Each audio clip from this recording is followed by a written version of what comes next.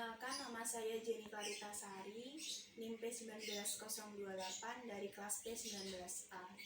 Di sini saya akan melakukan ujian OSJE keperawatan komunitas dengan kasus pendidikan kesehatan penderita diabetes mellitus. Selamat pagi, Bu.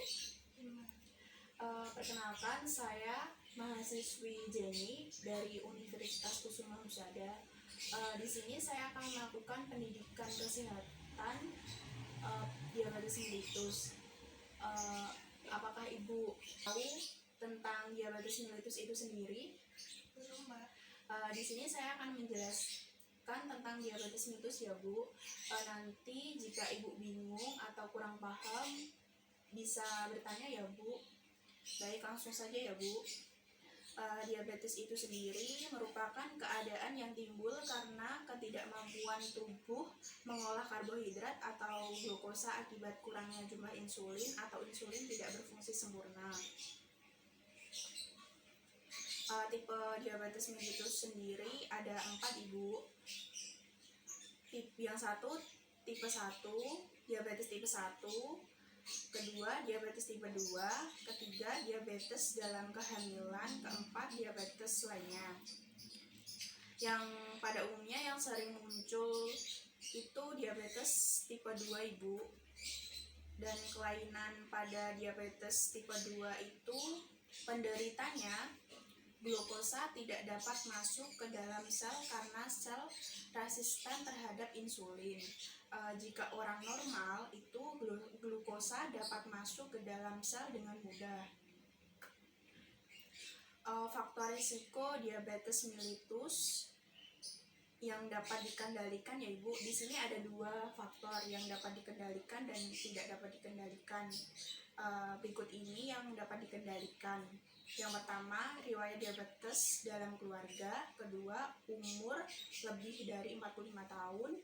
Ketiga, riwayat pernah menderita diabetes saat hamil. Keempat, riwayat penyakit kardiovaskuler. Selanjutnya, faktor risiko yang dapat dikendalikan. Pertama, kegemukan. Kedua, tekanan darah tinggi lebih dari 140/90. Yang ketiga, kadar kolesterol tinggi lebih dari 200. Ketiga, gaya hidup kurang gerak. Kelima, pola makan yang tidak sehat.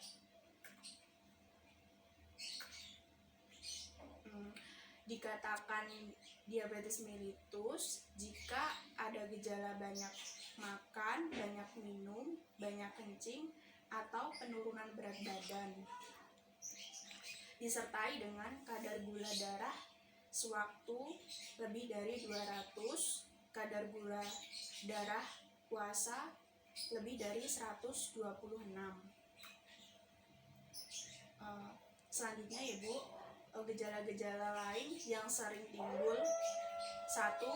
Penurunan berat badan yang tidak jelas sebabnya. Kedua, cepat lelah dan mengantuk. Ketiga, pandangan kabur, sering berganti ukuran kacamata.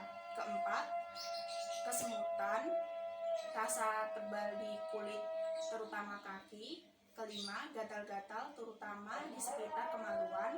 Keenam, luka yang lama sembuh.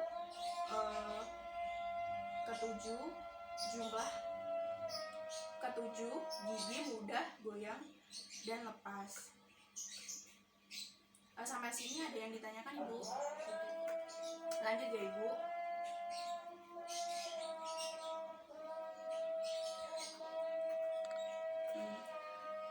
Ini yang terakhir, Ibu. Ada 7 langkah mengendalikan diabetes mellitus. Yang pertama, berperan aktif dalam proses pengobatan.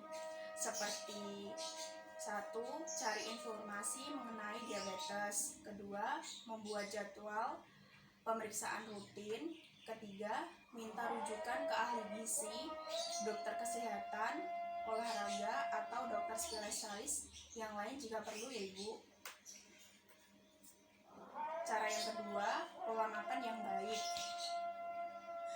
1. Makanan terdiri dari 3 makanan utama dan 2-3 porsi makanan selingan. 2. Dibatasi makanan lemak, terutama lemak hewani ya Bu.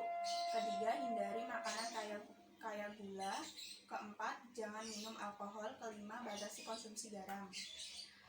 Cara yang ketiga, hidup lebih aktif dengan cara 1. Bergerak aktif 30 menit atau lebih setiap hari. 2. Aktivitas dapat dibagi menjadi kegiatan kecil sehingga total menjadi 30 menit. 3. Pilih kegiatan yang diminati dan sesuai kemampuan. 4. Konsultasikan kepada dokter mengenai jenis olahraga, pengaturan pola makan, dan pengaruhnya terhadap pengobatan. Cara yang keempat, minum obat sesuai anjuran dokter ya Ibu. Cara yang kelima, pemeriksaan kadar gula secara teratur. Yang keenam, perhatikan kaki Ibu. Yang ketujuh, pemeriksaan mata ya Ibu. Amati adakah gangguan pada mata. Lalu lakukan pemeriksaan mata jika ada gangguan. Baik, cukup sekian Ibu pemaparan tentang diabetes mellitus yang saya sampaikan. Apakah ada pertanyaan? Baik, terima kasih Bu atas kerjasamanya dan waktunya. Saya mohon pamit ya Ibu.